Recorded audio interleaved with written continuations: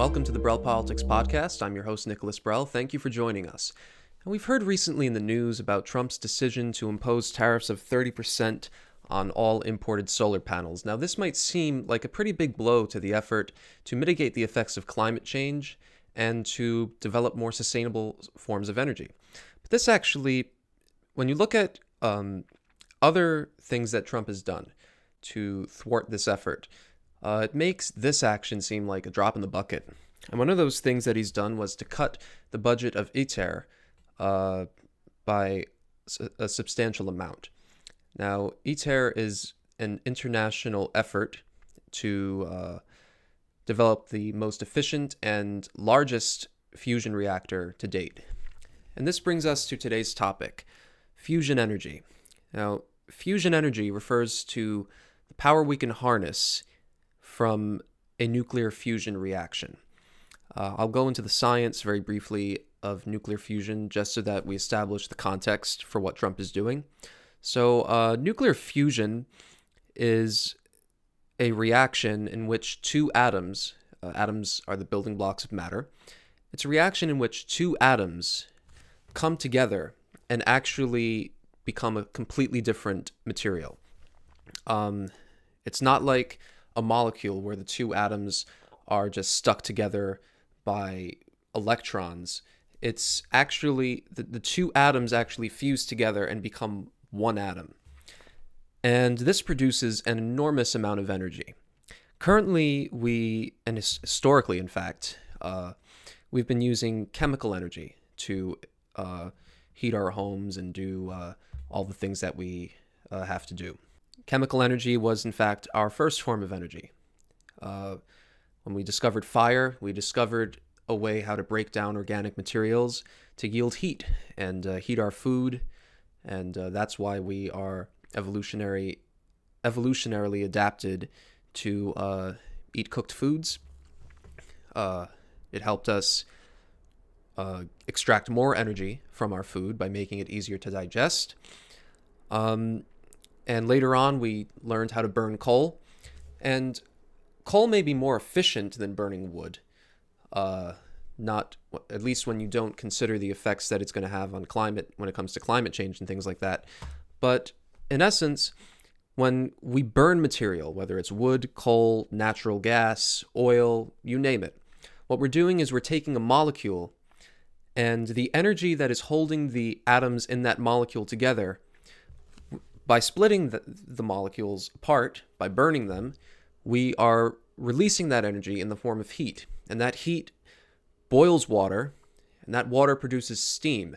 And the steam turns a turbine, which then creates electricity. The turbine generates electricity by turning as a result of the steam. Now, with fusion, it's not just a matter of releasing energy, we're actually, in a sense, creating energy. Now, according to the law of conservation of matter, matter cannot be destroyed or created, and according to the law of conservation of energy, energy cannot be created nor destroyed. But Einstein discovered that they're both actually the same thing. So while we can't create or destroy them, we can change their form. And this is what happens when a fusion reaction takes place. Two atoms come together, they form a whole new atom, and what actually happens is we see that the mass in the beginning of the two atoms, when you take the combined mass of the two atoms and you take the mass of the new atom that's formed, you'll notice that there's actually a little bit less mass in the second atom, and that's because part of that mass was converted into energy. And this yields a lot more energy than you would get from a typical chemical reaction like burning coal or oil and whatnot. The drawback is that in order to actually allow this energy to happen, it takes a lot of energy to trigger the reaction in the first place.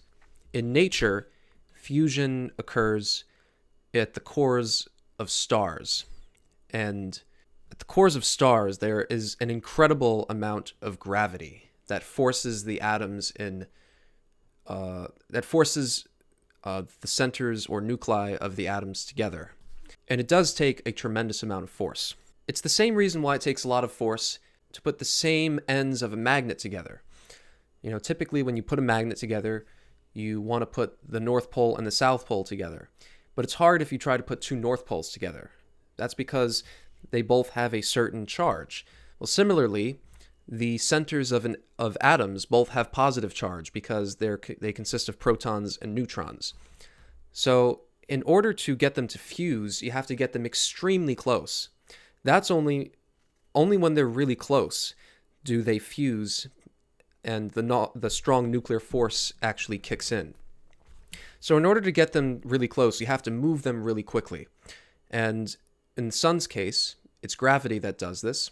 In our case, we have to rely completely on electromagnetic forces.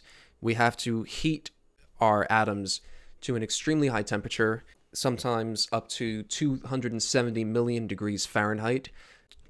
Just to give you an idea of how hot that is, that's 10 times as hot as the core of the sun. Fusion typically takes place with smaller atoms because as atoms become bigger, they become more unstable, and the more unstable they become, the more likely they are to actually break apart, not actually come together. So the easiest atom or the easiest element, I should say, with which we can trigger a fusion reaction is hydrogen. Hydrogen only has one proton. It's actually the smallest atom that we can actually use, because after that, you don't have atoms anymore. You have subatomic particles.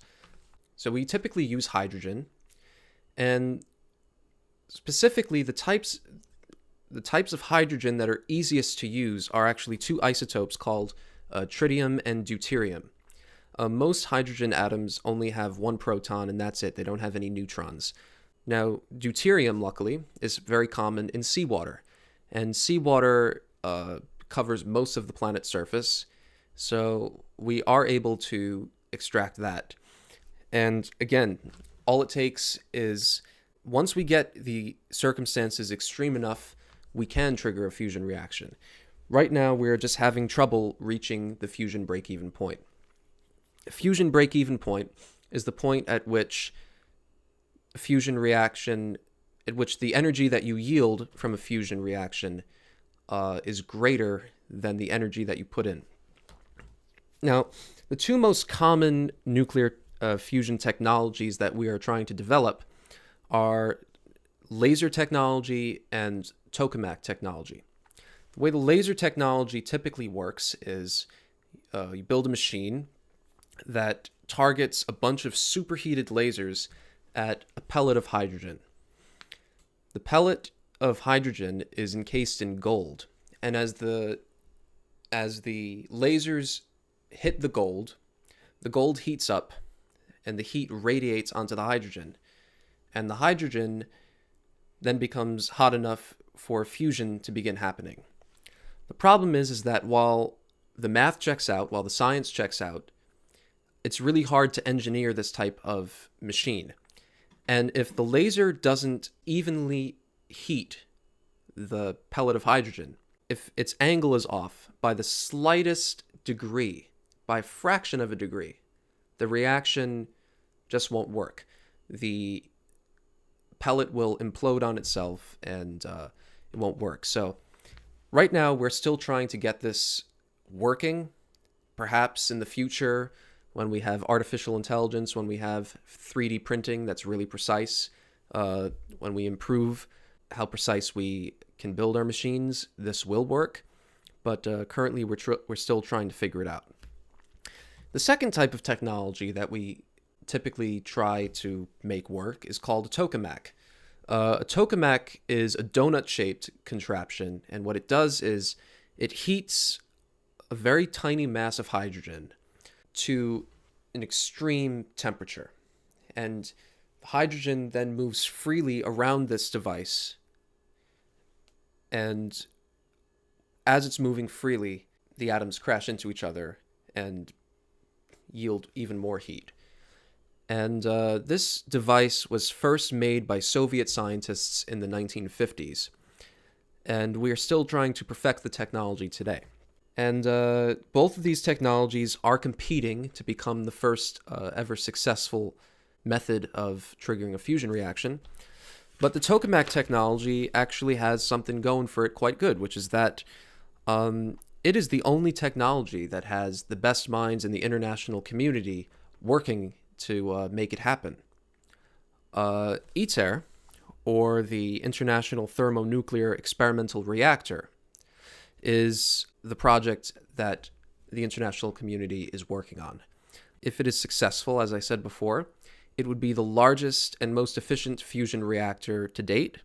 And the nations that are currently part of it are India, Japan, China, Russia, South Korea, the United States, as well as the entire European Union. The European Union has committed to funding 45.5% of the project, and India, Japan, China, Russia, South Korea, and the United States have committed to funding approximately 9% each in the project. They've committed to doing this not in lump sum payments, but they've decided to make different components to the machine, and that's how they're going to produce it.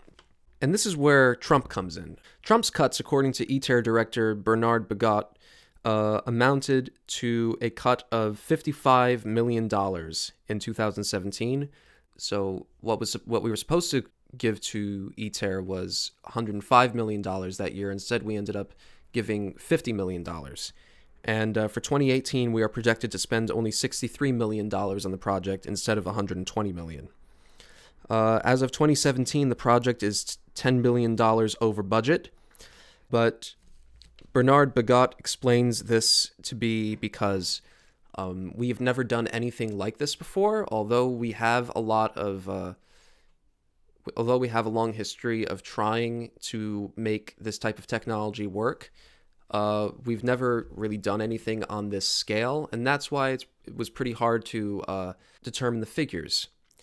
But this project is projected to produce 10 times more fusion energy than it puts in. This would be a huge milestone if it is successful. And in order for it to be successful, we need to put the funding in. The funding, as you know, it is in the millions of dollars, but if you think about what we spend on our military, if you think about what we are going to spend on Trump's wall, let's hope not. If you think about what we spend on Medicare, Social Security, this is really not a lot of money, and the payoff can be amazing. Climate change is a national security threat. We are dumping historically unprecedented levels of carbon into the atmosphere. The climate is becoming more extreme. We can only expect it to become more extreme as time goes on. The Arctic is losing sea ice. More and more years go by that it is the hottest year on record. So this is a serious problem. And we don't know how extreme it can get, but computer models predict that it could be quite serious. And this would be a great investment just when you look at the raw cost. We need 30 times more energy than we put in to produce a power plant. If ITER is successful, we would be 1/3 of the way there already. And fusion energy would be, once you set up the technology, would be virtually free. That's a huge payoff. So setting aside the environment, this is something that we should be putting a lot of money into. And lastly, by cutting the budget of this project, we are sending a message to the world that we don't really care. If we really want to be America first, we should be investing in projects like this. We should be investing more, not less. When we have countries like Russia doing their part to fund these projects, but the United States is not doing its part, it's kind of a problem. We may have been going at fusion for quite some time. There's a long-running joke that fusion has been 30 years away, and it always will be. But each step that we take, we get closer. And each step that we take, we actually gain a greater understanding of how fusion works. And we're able to use this data and the math that we have amassed over the years to make this technology more precise. It's only a matter of time. What we should do is, instead of cutting projects short term and prolonging them, which could actually make them more expensive in the long run, let's really go all in. Let's fund this thing.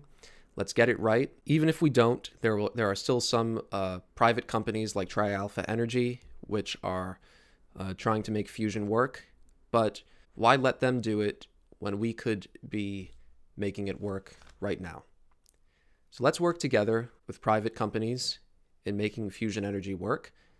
Let's save the planet. Let's avoid hunger. Let's avoid famine.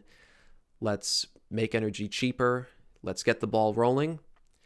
And let's make America first for real. That's this week's show. Please tune in next week for a show about Russia. Thank you for watching.